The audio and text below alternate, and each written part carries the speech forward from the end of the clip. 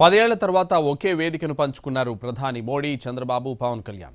చిలకలూరిపేట ప్రజాగళం సభలో పాల్గొన్న నేతలు జగన్ సర్కార్ టార్గెట్గా విమర్శలు గుప్పించారు. తమ జెండాలు వేరైనా ఎజెండా ఒకటేనని వైసీపీని అధికార పీఠం నుంచి దించాలని పిలుపునిచ్చారు. विकास के लिए दिन रात आपके लिए काम करते रहे हैं। एनडीए का लक्ष्य है विकसित भारत के लिए विकसित आंध्र प्रदेश का निर्माण।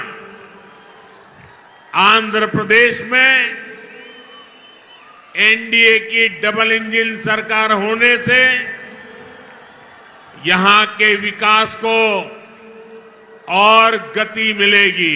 5 ఏళ్లలో విధ్వంస అహంకార అవినీతి పాలనతో ప్రజల జీవితాల్ని నాశనం అయ్యాయి.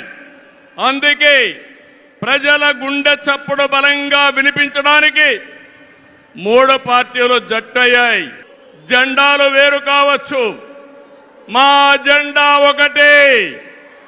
అదే సంక్షేమం, అదే అభివృద్ధి, అదే ప్రజాస్వామ్య పరిరక్షణ.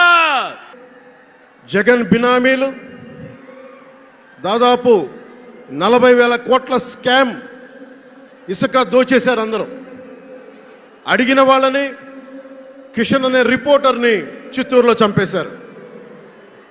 ఇక లా అండ్ ఆర్డర్ దృష్టికి వస్తే ఆంధ్రప్రదేశ్ హైయెస్ట్ గాంజా క్యాపిటల్ అయిపోయింది, new drug capital of India అయిపోయింది ఆంధ్రప్రదేశ్.